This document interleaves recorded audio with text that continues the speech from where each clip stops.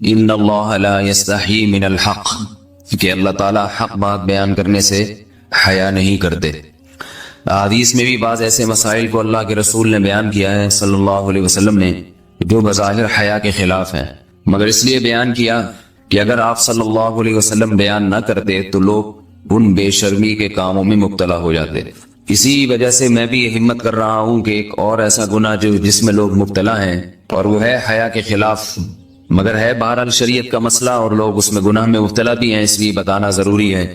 وہ یہ ہے کہ لوگ شادی کے بعد بھی آج کی نوجوان نسل زوجہ سے، بیوی سے غیر فطری طریقے سے ہم بستری کرتے ہیں۔ انٹرنیٹ پہ بیہودہ فلمیں دیکھتے ہیں تو جو چیز انگریزوں کی دیکھ رہے ہیں کہ ان کے کلچر آہستہ آہستہ میڈیا کے ذریعے ہمارے معاشرے میں بھی آ رہا ہے۔ اللہ کے رسول صلی اللہ علیہ وسلم نے لعنت فرمائی ہے، ایک روایت میں ہے کہ اللہ اس کی طرف دیکھے گا نہیں کہ جو اپنی زوجہ سے پچھلے راستے سے ہم بستری کرے گا۔ یہ بیماری بھی، یہ گندگی بھی لوگوں میں پھیلتی جا رہی ہے، خاص طور پہ جن کو لڑکوں سے بدفعلی کی عادت پڑ جائے تو وہ زوجہ سے فطری راستے سے ہم بستری نہیں کرتے۔ اللہ نے فرمایا کہ نساؤکم حرث لکم، یہ تمہاری زوجات ہیں، بیویاں ہیں، یہ نسل بڑھانے کے لیے ہیں۔ تو اسی راستے میں انسان اپنی خواہش کو پوری کر سکتا ہے جس راستے سے نسل بڑھتی ہے، اس کے علاوہ کسی اور راستے سے اپنی خواہش کو پورا کرنا یہ حرام ہے، گناہ کبیرہ ہے، گندگی ہے۔ ہمارے پاس کیسز آتے ہیں، ایک پاک دامن لڑکی کی شادی ہوتی ہے، لڑکا بھی بظاہر بڑا نیک، لیکن کیا ہے، لڑکا چونکہ ٹھرکی ہوتا ہے، شہوت کا درندہ ہوتا ہے، تو وہ یہ نہیں دیکھتا کہ میں اپنی بری خواہش مٹانے کے لیے میں اپنی زوجہ کو غیر فطری طریقے پر مجبور کیسے کر سکتا ہوں، تو مجبور کرتا ہے پھر اپنی بیوی۔ اس میں جو عورتیں زیادہ پاک دامن نہیں ہو، نیک نہ ہو، یا ان کو یہ ڈر ہو کہ طلاق ہو گئی تو ہم کہاں جائیں گے، وہ پھر اپنے شوہر کے ساتھ اسی غیر فطری طریقے پر آمادہ ہو جاتی ہیں، اور اس کا عذاب اور اس کا وبال یہ ہوتا ہے کہ کچھ دنوں میں ان کو بھی اسی کی لت پڑ جاتی ہے۔ انسان جب بھی کوئی غیر فطری راستہ اختیار کرتا ہے، آخرت کا عذاب تو بعد میں، دنیا کا عذاب یہ آتا ہے کہ پھر اس کو لذت فطرت میں آتی نہیں ہے۔ تو جو راستہ اللہ نے رکھا اس میں اس کو لذت نہیں آئے گی، پھر وہ گندگی میں ہی گھسنے کی کوشش کرے گا، اس کی بھی فطرت خراب ہو جاتی ہے، اور جس کے ساتھ یہ بدفعلی کی جائے اس کی بھی فطرت خراب ہو جاتی ہے، وہ بھی پھر کسی کے قابل نہیں رہتے۔ تو اپنے جان پر رحم کرنا چاہیے۔ ہم انسان ہیں، ہم درندے نہیں ہیں، ہم گھوڑے نہیں ہیں، ہم گدھے نہیں ہیں، ہم جانور نہیں ہیں، ہم انگریز نہیں ہیں۔ انگریز نے تو حیا اور شرم کی تمام حدود کو توڑ دیا ہے، وہ تو درندے بن چکے ہیں۔ ہم تو درندے نہیں ہیں، ہم تو حلال کھاتے ہیں، پاک صاف رہنے کی کوشش کرتے ہیں، تو ہم ان کی جو کلچر دیکھ کے ہم ویسے درندے بننے کی کوشش کیوں کریں؟ تو یہ بہت بڑا وبال ہے، بہت بڑی برائی ہے جو ہمارے معاشرے میں آہستہ آہستہ جڑ پکڑتی جا رہی ہے، اور اس سے بیماریاں بھی پھیلتی ہیں۔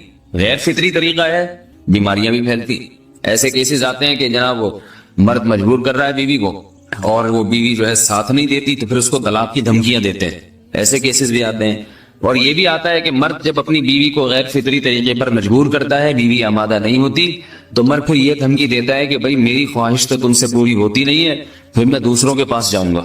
تو یاد رکھیں، جس عورت کا شوہر یہ دھمکی دے اس کو کہ میں زنا کروں گا اگر تم نے میری خواہش پوری نہیں کی غیر فطری طریقے سے، تو عورت اپنے شوہر سے کہہ دے کہ جاؤ تم کہیں اور جا کے منہ کالا کرو، تمہاری فطرت میں گندگی ہے تو یہ مجھے گندا بنانے کی کوشش نہ کرو، اس کو زنا کرنے دیں، وہ اللہ آخرت میں اس سے بھگتے گا۔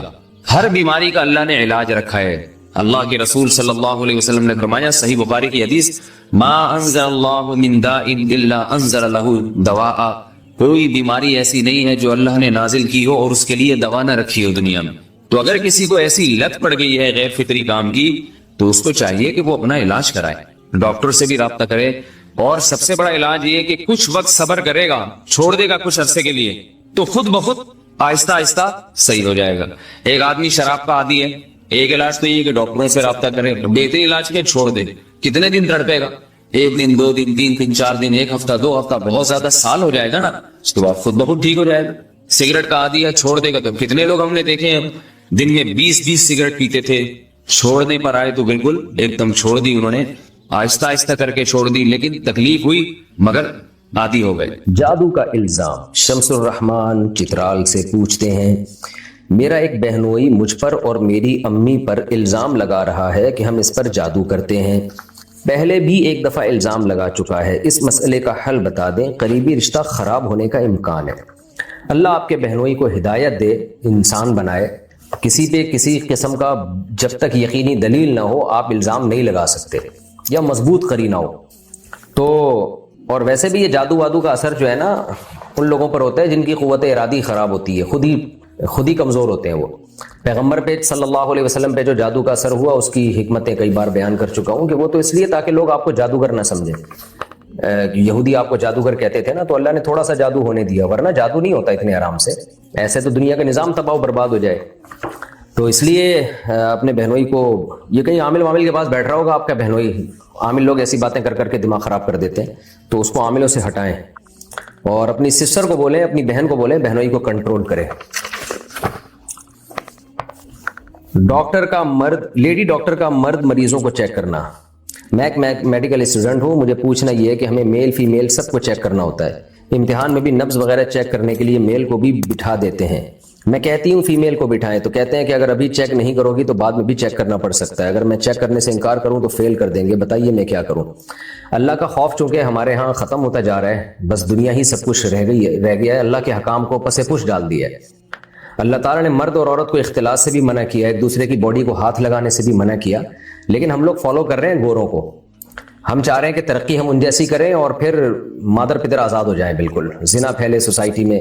تو اللہ دیکھ رہا ہے, جس نے بنایا ہے نا وہ نہیں چھوڑے گا, وہ انتقام لے گا. اللہ کہتے ہیں فریحوا بما عندهم من العلم, پچھلی قوموں کے پاس جو نالج تھی نا, علم تھا دنیا کا علم, اس پہ وہ فخر کرتے تھے اور ہمارے حکام کو پس پش ڈال دیا.